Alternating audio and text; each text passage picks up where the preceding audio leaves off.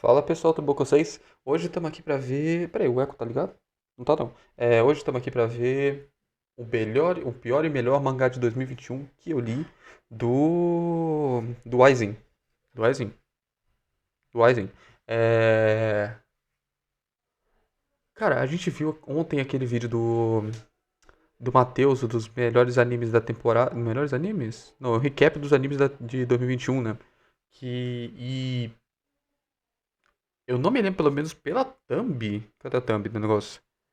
Pela thumb, eu não tô me lembrando de nada parecido. Então talvez não tenha virado um anime ainda. Então vamos dar uma olhada em qual é o pior e melhor. Por que é pior e melhor, né? Deve ter partes boas, partes ruins, é isso aí. Eu juro que quando eu comecei a escrever esse roteiro era pra ser só um vídeo de Platinum End. E Platinum End. geralmente, como eu faço, eu começo a ler o mangá, os pontos que eu for achando importante, eu já escrevo no bloco de notas pra ir aprofundando depois. Hum. Eu tava tranquilo escrevendo as paradas quando eu simplesmente desisti de ler a história porque ela não me prendeu nem um pouco. O que é até bizarro, já que Platinum End é feito pela mesma dupla que fez Death Note. E por mais que algumas pessoas achem que eles simplesmente acertaram. Isso eu achei. Isso é o que eu falei no recap do anime, lá eu vou falar de novo. Que é o que? A galera botou muita pilha que, tipo, caraca, Platinum End foi feito pelo mesmo criador de Death Note.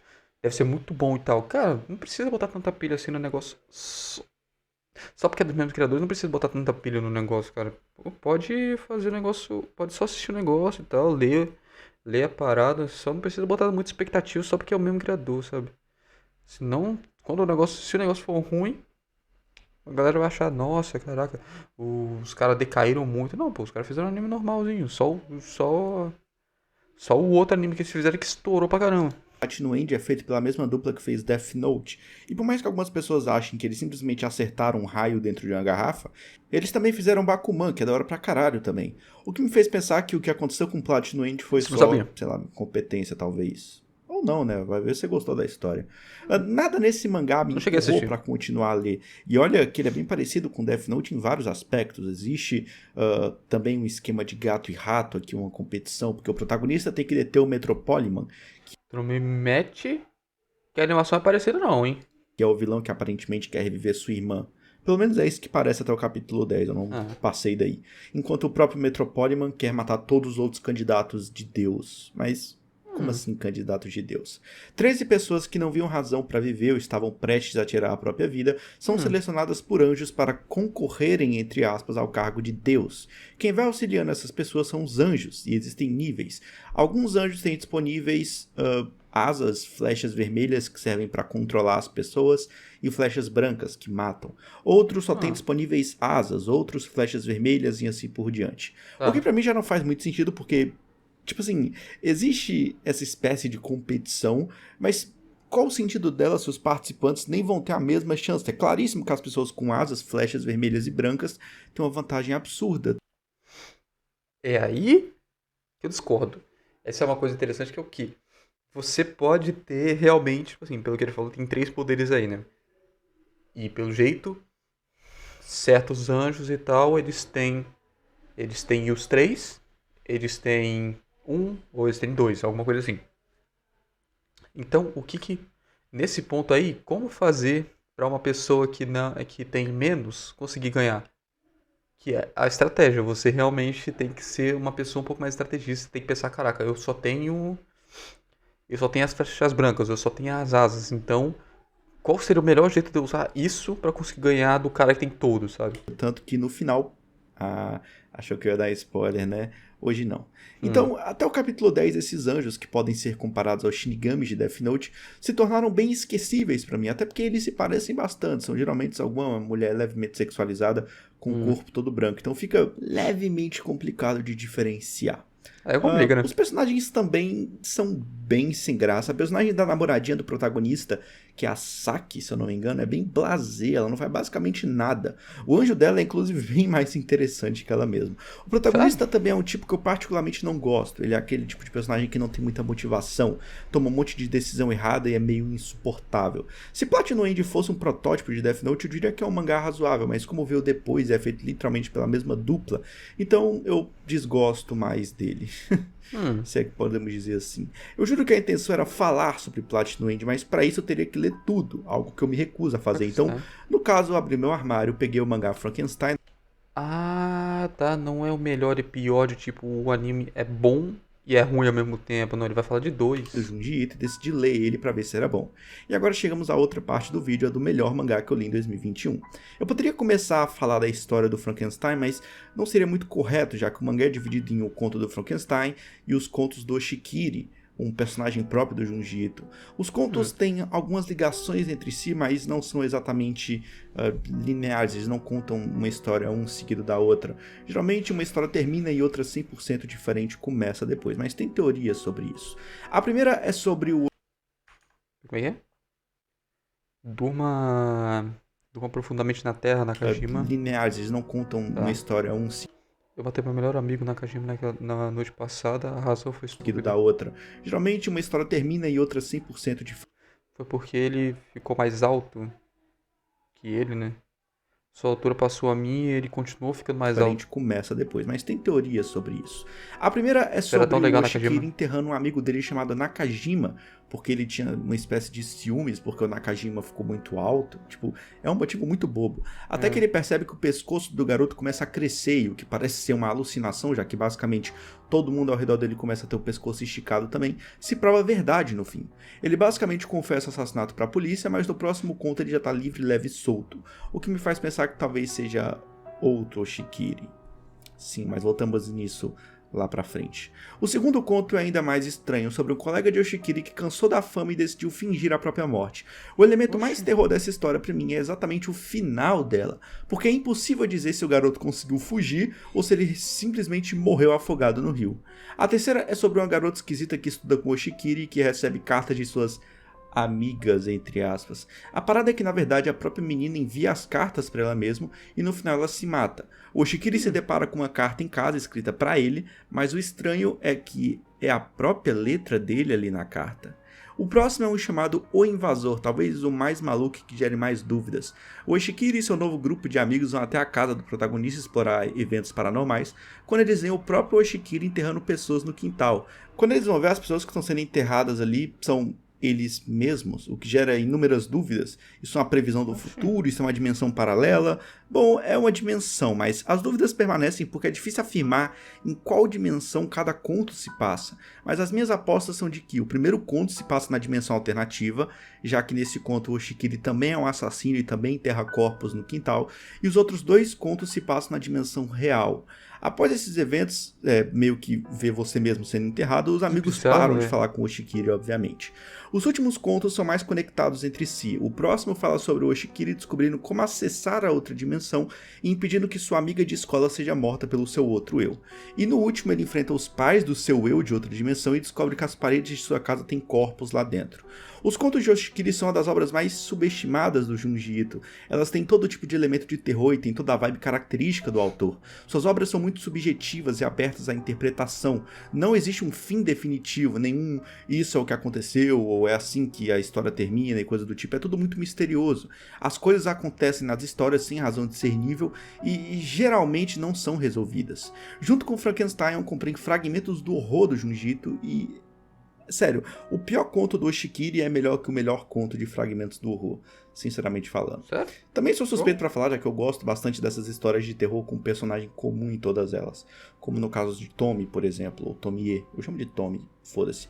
Agora temos a história-chave que dá nome a esse mangá. Em 1815, o clima atrapalhou a viagem do casal Mary Shelley e Percy Bysshe. Então o casal, o amigo deles Lord Byron, John Polidori e mais um hóspede proporam uma espécie de brincadeira. Entre aspas.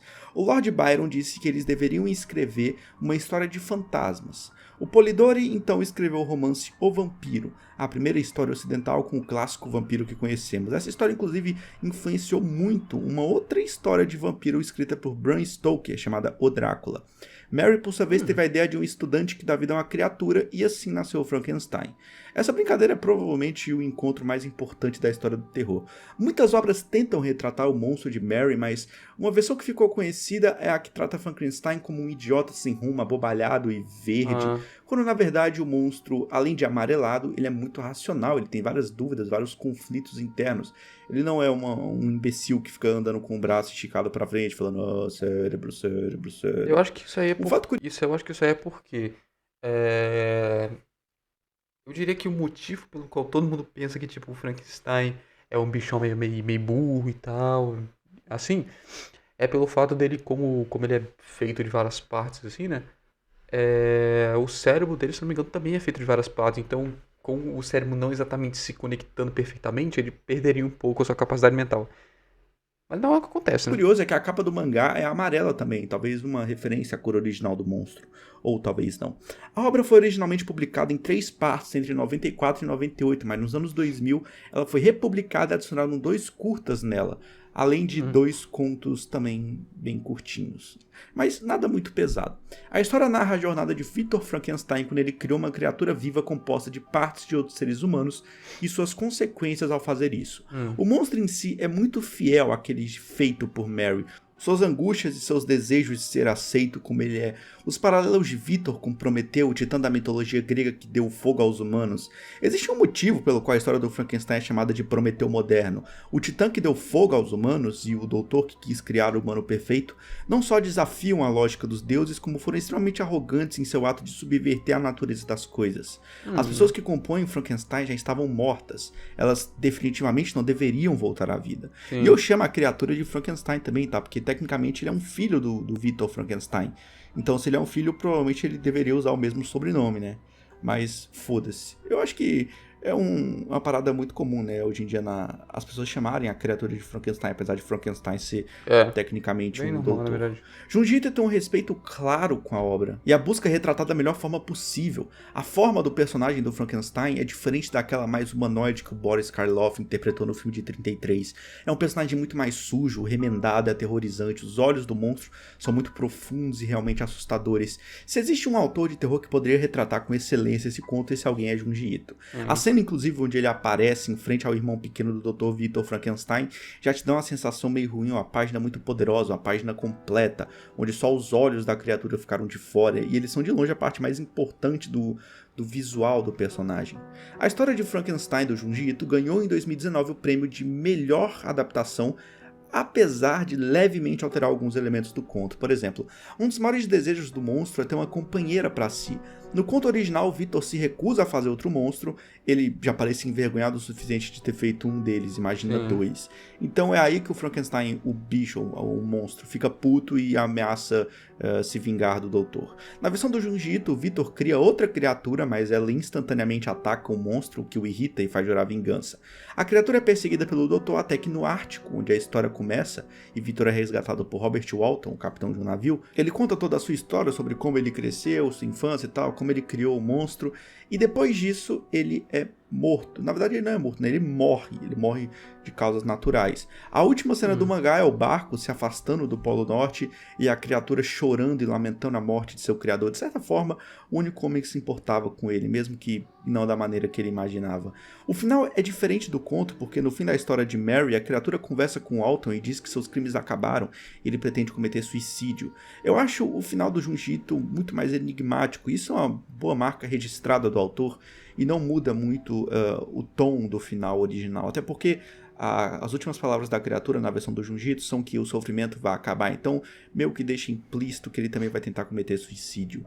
O mangá ainda tem outros 2 contos que vale a pena mencionar, o dos humanos que viram bonecos, que é meio bizarro pra caralho a aparência, e o do laboratório, onde a mulher vai fazer um exame aparentemente de rotina e acaba com o ouvido destroçado. É uma situação de terror bem real, porque quem nunca ficou com medo de ficar preso em algum lugar assim, né, tipo um hospital, supermercado, essas porra.